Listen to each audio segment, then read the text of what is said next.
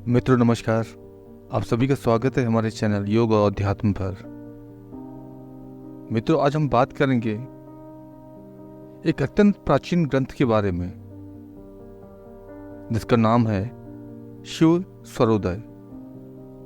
इस ग्रंथ में भगवान शिव माता पार्वती को श्वासों के रहस्य के बारे में बता रहे हैं। इस प्राचीन ग्रंथ में भगवान शिव माता पार्वती के बीच में श्लोकों के द्वारा हमारे शरीर में जो चलने वाले स्वर हैं, जो नाड़ी है, उसके बारे में बहुत विस्तार से बताया गया है। यदि हम अपने शरीर में चलने वाली नाड़ी या स्वर को साध लें तो हम अपने जीवन में सफलताओं की अनेक ऊंचाइयों को छू सकते हैं।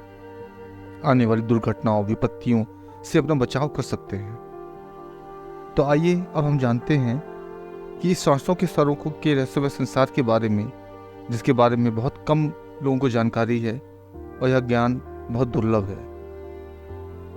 मित्रों, प्राचीन काल में ऋषि मुनि, योगी व अन्य साधना करने वाले ये श्वासों के रहस्य के ज्ञाता थे, परंतु समय के साथ यह ज्ञान विलुप्त हो गया, या यूं कहें कि भाषा की जटिलता व गुप्त रखने की वजह से इस ज्ञान का विस्तार नहीं हो पाया। इसीलिए सांसों के इस विज्ञान से, सांसों के इस रहस्यमय ज्ञान से अधिकतर लोग वंचित रह गए। आज हम इसी सांसों के रहस्य के बारे में विस्तार से चर्चा करेंगे।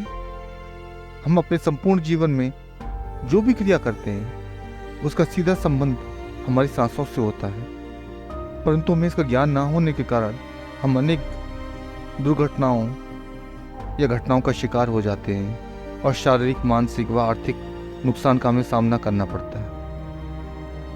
तो इसका मतलब यह है कि यदि हम किसी भी कार्य को करते समय या करने से पहले या करते समय कौन सा स्वर चलना चाहिए, इसका हमें यदि ज्ञान हो तो हम उन विपत्तियों से, उन दुर्घटनाओं से अपना बचाव कर सकते हैं, सफलताएं अर्जित कर सकते हैं।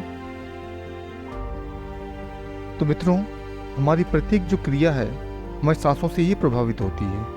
जैसे खुशी, गम, क्रोध, प्रेम, दया, घृणा, प्यार, जागना, सोना, इन सभी क्रियाओं को करते समय हमारी सांसों में बदलाव आ जाता है और यह किसी भी अवस्था में सम नहीं होती, समान नहीं होती। यदि हम क्रोध करते हैं तो हमारी सांस तेज चलती है, यदि हम ध्यान करते हैं तो हमारी सांस धीमी हो जाती है।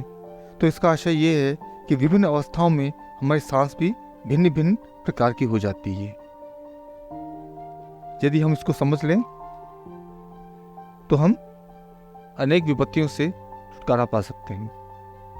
मित्रों, हमारे शरीर में 7200 नसनाड़ियां होती हैं। अब ये नाड़ी क्या होती हैं, इसके बारे में जानते हैं। जब हम सांस लेते हैं तो जिन मार्गों से होकर हमारी सांस शरीर में आती और जाती है उसे ही नाड़ी कहा जाता है।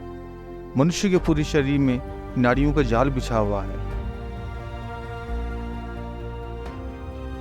नाभि के ऊपर व नीचे निकलने वाली नाड़ियों या नाड़ी जहां आपस में मिलती हैं वह शरीर में चक्र के रूप में जाने जाते हैं। ये हमारे शरीर में ऊर्जा का केंद्र माने जाते हैं। पश्चिमी देशों में चक्र साधना, जो मेडिटेशन है, वो आज के समय में बहुत प्रचलित है। धीरे धीरे ये हमारे देश में भी प्रचलित हो गया है। हमारे शरीर में 24 जो मुख्य नाड़ियां हैं वो पाई जाती हैं, जिसमें से 10 नाभि से ऊपर, 10 नीचे की ओर और बाकी 4 नाड़ी हैं जो 2 दाईं ओर तिरछी और 2 बाईं ओर तिरछी अवस्था में पाई जाती है। तो मित्रों, इन 24 नाड़ियों में 10 नाड़ी हैं वो श्रेष्ठ हैं, वो श्रेष्ठ मानी जाती है। उनका कार्य अधिकतर होता है, उसका इस्तेमाल अधिकतर होता है। तो इसके नाम जानते ही 10 नाड़ियाँ कौन सी हैं और ये हमें कैसे प्रभावित करती हैं। इन 10 नाड़ियों के नाम इस प्रकार से हैं। पहला है ईड़ा, दूसरा है पिंगला, तीसरा है सुषुम्ना, चौथा गांधारी, पांचवा हस्तजिह्वा, छठा पूषा, सातवां यशस्विनी, आठवां अलंबुषा, 9वां कुहू और 10वां शंखनी। अब ये 10 नाड़ियाँ हमारे शरीर में कहाँ स्थित होती हैं, इसके बारे में जानते हैं। पहली नाड़ी ईड़ा हमारे शरीर के बाएं भाग में पाई जाती है, पिंगला दाएं भाग में, मध्य भाग में सुषुम्ना, बाएं आंख में गांधारी, दाएं आंख में हस्तजिह्वा, दाएं कान में पूषा, बाएं कान में यशस्विनी, मुख में अलम्बुषा, जननांग में कुहू और गुदा में हमारी शंखनी नाड़ी पाई जाती है। देखा जाए तो पूरा स्वर शास्त्र इन मुख्य 3 जो नाड़ी हैं, ईड़ा, पिंगला, सुषुम्ना, इस पर आधारित है। जो भगवान शिव सर्वोदय में बताते हैं कि नाड़ियों को हम साध लें तो किस प्रकार से हम मानव जीवन में कल्याण को प्राप्त कर सकते हैं, अपने जीवन को अच्छा कर सकते हैं, तो वो मुख्यतः ईड़ा, पिंगला और सुषुम्ना के बारे में बात करते हैं। ईड़ा को मित्रों चंद्र स्वर या चंद्र नाड़ी भी कहा जाता है, या बाई नाड़ी भी कहा जाता है। यह बाई तरफ चलती है। यह हमारा ठंडा स्वर या ठंडी नाड़ी होती है। गर्मियों में साधक को इस नाड़ी का प्रयोग करके अपने शरीर को ठंडा रखने के लिए प्रयोग कर सकते हैं। यह स्त्री स्वर के नाम से भी जाना जाता है। पिंगला को सूर्य नाड़ी या सूर्य स्वर या दाई नाड़ी भी कहा जाता है। पुरुष प्रधान स्वर है, इसे गर्मी का स्वर माना जाता है। दोनों नासिकाओं से स्वर बदलने का क्रम प्रत्येक घंटे में बदलता रहता है। प्रत्येक हर एक घंटे में स्वर हमारा बदलता रहता है। ईड़ा से पिंगला, पिंगला से ईड़ा और सुषुम्ना। अब दोनों नासिकाओं में स्वर जो बदलता है, हमारा हर एक घंटे में बदलता रहता है। तो प्रत्येक 1 घंटे के बाद जब नाड़ी या स्वर बदलता है, 4 मिनट के लिए हमारी सुषुम्ना नाड़ी चलती है, अर्थात दोनों नासिकाओं से स्वर हमारा चलने लगता है। दोनों नासिकाओं से सांस चलती है, तो इसे ही हम सुषुम्ना नाड़ी का चलना मानते हैं, कहा जाता है। मित्रों, स्वर योग के अभ्यास के दौरान हमें यह ध्यान देना चाहिए कि किसी भी कार्य को करते समय हमारी जो नाड़ी है वो हमारे कार्य के अनुकूल है या नहीं। शिव सर्वोदय में भगवान इसी का वर्णन कर रहे हैं कि हम कैसे अपनी नाड़ियों को साधें, कैसे नाड़ियों का हम ज्ञान लें जिससे हम अपने कार्यों को सफल सिद्ध कर सकें और विपरीत परिस्थितियों से अपना बचाव कर सकें। यदि हमारी नाड़ी हमारे कार्य के अनुकूल नहीं है तो हमारे कार्य जो हैं वो रुक जाते हैं, उनमें रुकावटें आ जाती हैं। तो मित्रों, हम कैसे अपनी नाड़ी को अपने कार्य के अनुकूल करें, इसके बारे में हम आने वाले भागों में विस्तार से चर्चा करेंगे, क्योंकि यह विस्तृत ग्रंथ है, इसको एक भाग में समेटना बहुत ही मुश्किल है। तो आगे भी हम इसके बारे में और एपिसोड बनाएंगे और चर्चाएं करेंगे और इसके बारे में और विस्तार से चर्चा करेंगे। मित्रों, अब आइए जानते हैं हम इस शिव जो सर्वोदय ग्रंथ है, जिसकी रचना भगवान शिव ने माता पार्वती को ज्ञान देते समय की थी। तो यह शिव सर्वोदय के नाम से जाना जाता है। यह शिव योग है, शिव का विज्ञान है, सांसों का। तो इसके बारे में कुछ महत्वपूर्ण जो जानकारियां हैं वो हम आपसे साझा करते हैं। सबसे पहले जो पहली जानकारी है कि मित्रों, जब आप प्रातः काल में उठें तो बिस्तर छोड़ने से पहले अपनी नासिका में उंगली लगा के देखें कि आपका कौन सा स्वर चल रहा है।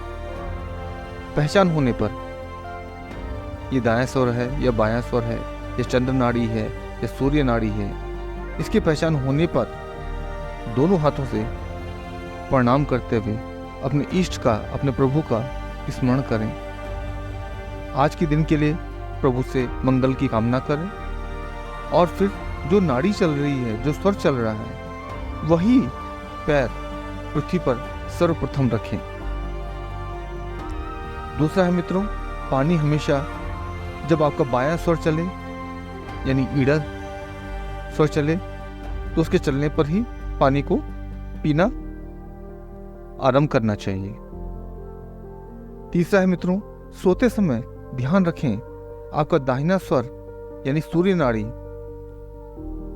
चले और जब सुबह उठें तो आपका चंद्र स्वर यानी ईड़ा नाड़ी चलनी चाहिए। मित्रों, यदि आप इन बातों का ध्यान रखते हैं तो आप के जीवन में जो आने वाली परेशानियां हैं उनसे आप बच सकते हैं। चौथा है, यदि आपका सूर्य स्वर चले तो आपको भोजन उसी समय करना चाहिए। इससे आपका जो पाचन है वो अच्छा हो जाता है, डाइजेशन अच्छा हो जाता है, अच्छे से भोजन लगता है, अच्छे से भोजन पचता है, शरीर में ताकत व ऊर्जा का एहसास होता है, ऊर्जा का निर्माण होता है, मनुष्य पहले से अधिक स्वस्थ और ऊर्जावान बन जाता है। पांचवा है मित्रों, यदि हम अपने भोजन को सूर्य स्वर या दाई नाड़ी पर करें तो हमें शौच भी दाई नाड़ी चलने पर ही करना चाहिए। मित्रों, इस बात का बहुत ध्यान रखना चाहिए कि जब हम भोजन कर रहे हैं तो हमारी दाई नाड़ी चलनी चाहिए, और जब हम शौच के लिए जाएं तो प्रयास करें कि हमारी दाई नाड़ी ही चले। छठा है मित्रों, मूत्र विसर्जन करते समय आपको बाएं स्वर यानी चंद्र स्वर के चलने पर ही मूत्र विसर्जन करें, ऐसा प्रयास करना चाहिए। धीरे धीरे आदत पड़ जाएगी, लेकिन आप प्रयास अवश्य करें। शुभ कार्यों जैसे शादी या कोई भी मांगलिक कार्य या गृह प्रवेश के समय में प्रयास करें कि आपका बायां स्वर चले। बाएं स्वर जब चले उसी समय पर आप ये शुभ या मांगलिक कार्य करने का प्रयास करें। मित्रों, आठवां है, यदि आप दिन में चंद्र नाड़ी चलाते हैं, बाएं स्वर का प्रयोग करते हैं, तो आप दीर्घायु बन जाते हैं, आपकी दीर्घायु बन जाती है। पुराने ज़माने में जो ऋषि मुनि थे वो दिन में चंद्र नाड़ी चलाते थे और रात को सूर्य नाड़ी चलाते थे, तो इसलिए उनकी उम्र में अत्यधिक वृद्धि होती थी। वो 100, 200, 250, 300 साल आराम से जीते थे। तो मित्रों, याद रखना है कि दिन के समय चंद्र नाड़ी का प्रयोग ज़्यादा करें और रात्रि को दाहिने स्वर का प्रयोग करें। यह आपको उन्नति प्रदान करता है, आपके आयु में वृद्धि करता है, आपके जो तरक्की के रास्ते हैं वो खुल जाते हैं। नवा है मित्रों, जब आप दूसरों के घर जाएं तो हमेशा आपको ध्यान रखना है कि आपका दायां स्वर जो है वो चलना चाहिए। 10वां है मित्रों, जब आप अध्ययन करने बैठें, जब आपके बच्चे पढ़ने बैठें या आप अध्ययन करने बैठें, तो प्रयास करें जब आपका जो बायां स्वर है वो चलना चाहिए, यानी ईड़ा स्वर, ईड़ा नाड़ी आपकी चलनी चाहिए। 11वां है मित्रों, यदि आप किसी कार्य से बाहर जा रहे हैं तो आपका जो स्वर चल रहा है प्रयास करें वही कदम सबसे पहले दरवाज़ा खोलते समय आप या गेट खोलते समय आप बाहर रखें और अपनी कार्य की सफलता के लिए कामना करते हुए उस पैर को बाहर निकालें। तो मित्रों, आज हमने जाना कि भगवान शिव द्वारा रचित शिव सर्वोदय में कैसे हम अपने सांसों को, अपनी नाड़ियों को साध करके अपने जीवन में उल्लेखनीय तरक्की कर सकते हैं, अपनी बाधाओं को दूर कर सकते हैं। ये मित्रों, शिव सर्वोदय वो अत्यंत प्राचीन ग्रंथ है और इतने बड़े ग्रंथ को एक एपिसोड में समाना बहुत मुश्किल है। आगे आने वाले एपिसोडों में हम इस पर चर्चा करेंगे, स्वर कब चलने चाहिए, कैसे चलने चाहिए, कैसे हम स्वर को अपने अनुकूल बनाकर अपने कार्य को करें, इसके बारे में बहुत विस्तार से चर्चा करेंगे। तो मित्रों, आशा करते हैं आपको ये कड़ी अच्छी लगी होगी। वीडियो को लाइक करें, चैनल को सब्सक्राइब करें, अन्य मित्रों से शेयर करें, कमेंट करें। इसी के साथ हम आज की इस कड़ी को समाप्त करते हैं। आप सभी को नमस्कार और सभी का दिन शुभ और मंगलमय है।